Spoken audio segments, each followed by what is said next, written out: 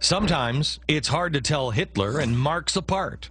Who wrote that Germany's neighbors should accept the physical and intellectual power of the German nation to subdue, absorb, and assimilate its ancient Eastern neighbors? That's Karl Marx and Friedrich Engels, authors of the Communist Manifesto, almost a century before the Holocaust. Hitler's underlying admiration for Marxism was obvious. When I made the film, I was expecting actually that there will be similarities between Nazism and Soviet communism, but I was actually amazed to discover how similar were those posters, and the posters were so similar that as if one artist had drawn them. Of course, I think it is because they were both, their ideologies were very similar, and their expression, therefore, was very similar as well. In Mein Kampf, Hitler writes about the Nazi party flag, which is this big red flag with a white disc in the middle and the swastika in the center. Hitler explains quite clearly in Mein Kampf that the red, the big sea of red that the swastika was in, was intended to attract socialists to his movement. But the red flag was the emblem of the communists. It's the reason why we call them the Reds. But it went deeper than similar ideology and imagery. Until Germany launched a surprise attack on the Soviet Union in 1941, the Nazis and the Soviets worked together. They even put it in writing, signing what was originally sold as a non-aggression pact. But just weeks later, they would invade Poland from opposite sides.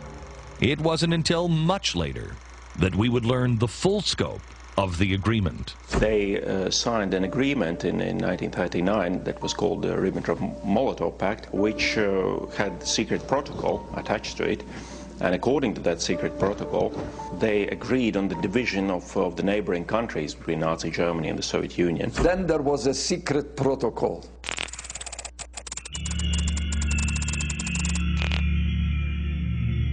Which essentially divided Europe into two spheres of influence between Hitler and Stalin. After all, it was not so difficult for them. Both of them were totalitarian regimes. They understood each other. The Soviets were delivering all kinds of raw materials to the Germans. It was not just theoretical friendship. An aspect of their collaboration was the mutual exchange of prisoners. Basically, German communists and Jews, they fled to the Soviet Union in order to be safe. The Soviet Union sent them back to the Gestapo.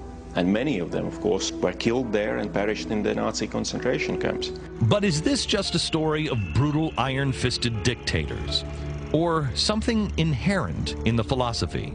The fathers of communism, Marx and Engels, believed that societies would evolve from capitalism to socialism. But they acknowledged that there were still what they called primitive societies that hadn't even evolved into capitalists yet. They called them racial trash. As the revolution happens, the classes and the races too weak to master the new conditions of life must give way. There was only one thing left for those too far behind in the process of societal evolution. The chief mission of all other races and peoples, large and small, is to perish in the revolutionary Holocaust. Up until the horrors of Hitler, prominent socialist supporters discussed these ideas out in the open. Nobel Prize winner, Fabian socialist, and prominent Soviet supporter, George Bernard Shaw. I don't want to punish anybody, but there are an extraordinary number of people whom I want to kill. I think it would be a good thing to make everybody come before a properly appointed board, just as he might come before the income tax commissioners, and say every 5 years or every 7 years, just put him there and say, sir or madam, now will you be kind enough to justify your existence? If you're not producing as much as you consume, or perhaps a little more, then clearly we cannot use the big organization of our society for the purpose of keeping you alive, because your life does not benefit us and it can't be of very much use to yourself. And this was actually somewhat subtle for Shaw. He'd also foreshadow some of the worst atrocities in our planet's history. He wrote, "I appeal to the chemists to discover a humane gas that will kill instantly and painlessly. In short, a gentlemanly gas, deadly by all means, but humane, not cruel." People like George Bernard Shaw were convinced that overpopulation was this terrible, terrible problem, particularly because the unfit, the genetically less desirable, were swamping the good genetic types. In the late 19th century, there are almost the cream of British intelligentsia embracing eugenics, well into the early 20th century, saying that thousands, millions had to be marched off into gas chambers and liquidated. George Bernard Shaw has this great line where he says, you know, we should do it while playing lovely classical music as we march them into the gas chambers. The idea, a lot of people seem to think that this concept of the gas chamber as a tool of social policy was invented by the Nazis. It wasn't. It was, you know, and I mean this in the most disgusting, evil way, it was perfected by the Nazis.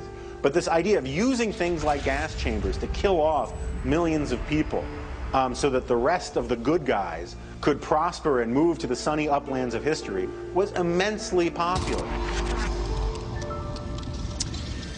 All of these systems are based on the idea that we know better. If the little people get in the way of our plan, well, first we'll go around them, and then we'll destroy them. This arrogance always ends exactly the same way. One of history's worst examples, the genocide you've never heard of. Next.